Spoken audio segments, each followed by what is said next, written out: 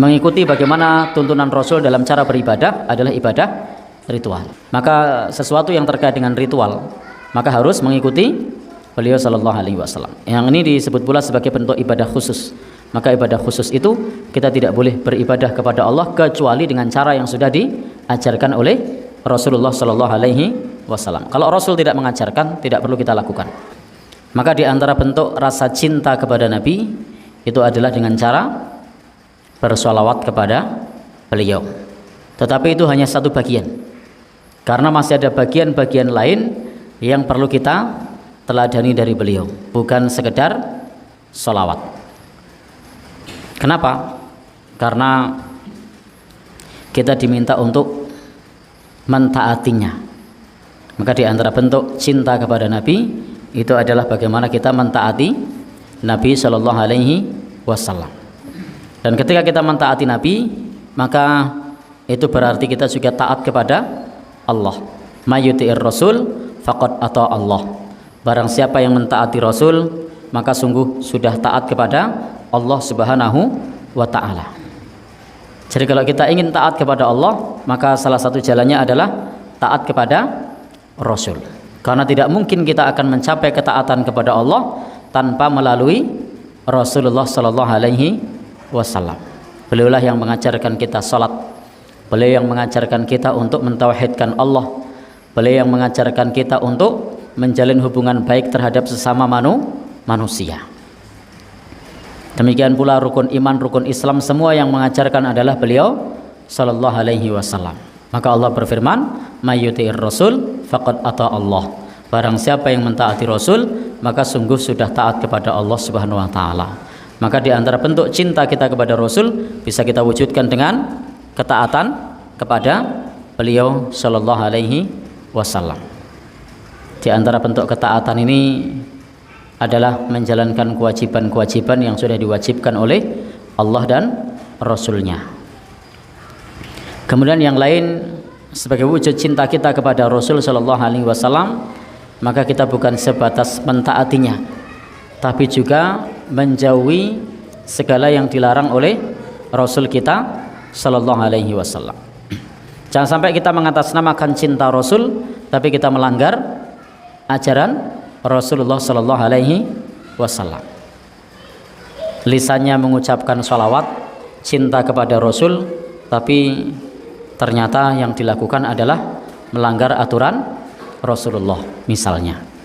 Maka dalam hal ini penting bagi kita untuk menjauhi segala yang dilarang oleh Rasul kita sallallahu alaihi wasallam.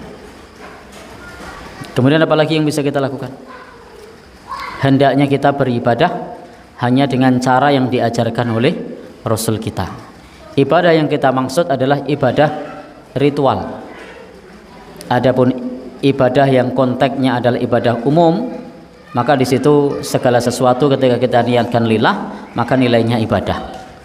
Maka yang kita maksud untuk mengikuti bagaimana tuntunan Rasul dalam cara beribadah adalah ibadah ritual. Dalam ibadah ritual, maka tidak boleh ibadah tersebut tidak ada tuntunan dari beliau, tidak ada persetujuan dari beliau. Maka sesuatu yang terkait dengan ritual, maka harus mengikuti beliau sallallahu alaihi wasallam. Yang ini disebut pula sebagai bentuk ibadah khusus. Maka ibadah khusus itu kita tidak boleh beribadah kepada Allah kecuali dengan cara yang sudah diajarkan oleh Rasulullah sallallahu alaihi wasallam. Kalau Rasul tidak mengajarkan, tidak perlu kita lakukan. Dan kita juga perlu berhati-hati, di zaman ini ada banyak hoax. Di bulan Rajab misalnya, hoaxnya yang masyhur tiap tahun itu nyebar itu, barang siapa yang puasa sehari maka akan mendapatkan pahala ibadah selama 900 tahun. Wah, itu kalau hadisnya sahih semangat sekali itu belajar puasanya. Karena sehari sudah sama dengan 900 tahun. Padahal Lailatul Qadar saja hanya 1000 bulan. Sekitar berapa?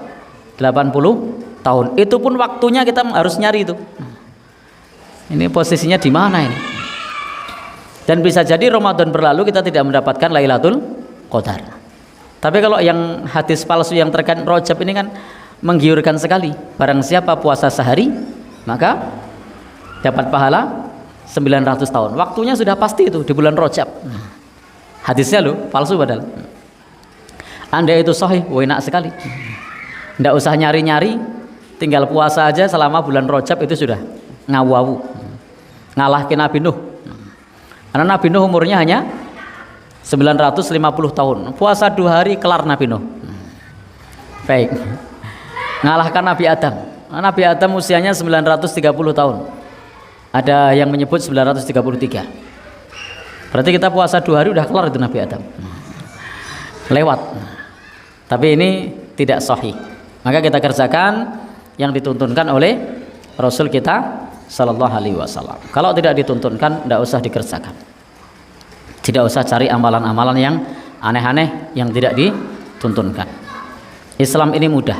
Kadang yang membuat kita susah itu diri kita sendiri. Mencari amalan-amalan yang tidak ada dalilnya, atau bisa jadi itu adalah kebiasaan-kebiasaan di masyarakat yang sebenarnya adalah wilayah adat atau tradisi, tapi ditarik ke ranah ritual ibadah. Maka kita harus bisa membedakan mana yang tradisi dan mana yang ibadah, sehingga kita tidak terbebani oleh tradisi karena dianggap ibadah. Karena tradisi itu sifatnya adalah kebiasaan, sementara ibadah itu terkait dengan keyakinan. Maka kalau itu tradisi, jangan ditarik ke wilayah keyakinan. Anggap itu sebagai sebuah rutinitas atau kebiasaan. Contohnya apa? Mudik lebaran, yaitu tradisi. Jangan ditarik ke ranah keyakinan. Barang siapa yang tidak mudik maka dosanya begini dan begitu. Apa hubungannya? Baik.